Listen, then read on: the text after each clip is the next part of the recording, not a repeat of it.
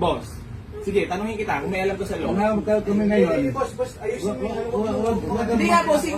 Huwag ka magalit. Hindi ako nagagalit, bossing. Ganito lang talaga mo salita. Bossing, ang second hand, ang pagbili ng second hand, kahit kami inaabutan din kami ng sira. Okay? So ngayon, segundo pa lang inaabutan namin na sira. Pagkalabas pa lang ng automatic yan, pag nabayaran mo na yung unit yan, automatic as is yan, boss. Non-refundable. Ano yan, boss? Second hand yan. Second hand yan at hindi namin binibenta yan ng brand new sa inyo. Kasi nga, bossing, kahit modelo nagkakasira eh.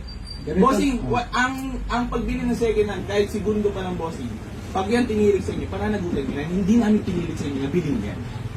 Tama? Galit pa kasi yung pagbayad namin.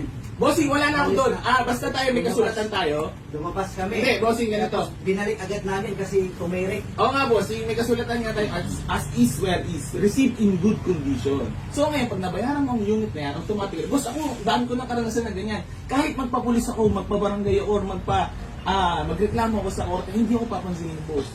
Kasi, bossing, ako may binila akong Ford Ranger, 350,000. Paglabas namin sa kanto, boss, tinirik kami. Tumatok ang makina. Wala kaming nagawa kahit magpabarangay. Bossing, yun nga nga, hindi pinapaintindi ako sa inyo. Bilang syempre, matanda na kayo. Alam niyo na yung tama't mali, boss. Ganito na nga lang, bossing. Kung gusto niyo is tutulungan namin kayo, i-check yung unit. Siyempre, kung may kailangan palitan ng pyesa, automatic, so wala na doon. Wala kami doon. Yun na, yun na. Yun.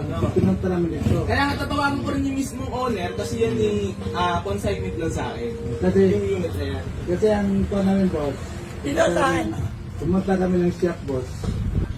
Pumunta kami sa shop. Automatically yan, bossing, huwag kayong, kasi di tayo bumibili ng laruan. Automatically, kung nabili niyo yan, pag may, ngayon, kasi hindi naman namin napinilit sa inyo yan. Kasi, So ngayon, may tutulong namin sa inyo is, kontakin kayo may kanya, dahil may kailangan siya mekaniko, gagawin mo. I-check ko ano yung problem, kung bakit nagkaganyan. Pero kung sakali mo may kailangan palitan pyesa, pananagutan niyo. Ma'am, huwag kayo mag-video. Gusto niyo po ba tayo mag-videoan? Hindi, ano lang kami. Hindi. Gusto niyo mag-video tayo? Walang problema ho. Hindi, ang sa amin lang kasi, ayan, nausap na namin ng maayos. Sir, wait lang, nag-usap na tayo ng maayos eh. Kasi ma'am, hindi kami manlulokong tao. Hindi, oo naman. Ito, nag-usap ko sa inyo ng maayos, bossing. Hindi ako ano eh. I-video mo yan. Isa-isa lang ang bossing ah. Ganito na lang bossing ko, kontakin kayo na yung may kanya niyan, dahil may kailangan lang siyang mekaniko, pwede kayo mag-usap. kasi, Kung may kailangan palit ng pyesa, papalitan natin yung pyesa. kasi ang pan niya, boss. Aming dadalhin doon sa may shop, ang aming hingin na yun. Kahit hingin lang kami ng konting buwan lang doon sa paggawa. Ay, hindi mo pwede ho yun. Wala hong ganun, boss. Wala hong ganun. Like sa kayo magpunta nga sa boss, nakikindi ho. Ano, sir, wait lang ha.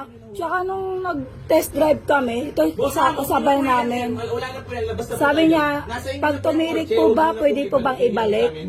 Sabi niya, hindi pwede ibalik pero change unit. Sabi mo, sinabi mo kuya, hindi po ako sinungaling. Hindi po ako nagsisinungaling. Nung nag-test drive kayo, kasama ka po noon. Boss, walang ganun, second hand yan. Siya nagsabi-sabi, no? Wait, bago kami kasi bumili, nagtanong po kasi kami, Ang modelong sasakyan, bossing ha. pag tumirik po ba? Tsaka ano po, Boss, ganun na lang po. Para matapos tayo, hindi na po mausapan. Pa-check nyo na lang po yung unit, then umalis na po kayo. ano yun, pag chinek po yung unit, sa inyo yung mekaniko, tapos kami magbabayad? Yung kung may kailangan palitang pyesa, may mekaniko naman kami dito, pipilitin namin i-check ngayon. Pero kung may kailangan palitang pyesa, automatically, pananagutan nyo yun. Kayo bibili nyo, magbabayad nyo. Okay? Ganun na lang, i-check nyo kaya kung anong problema. Ano problema? Pero kung mag-ano po kayo,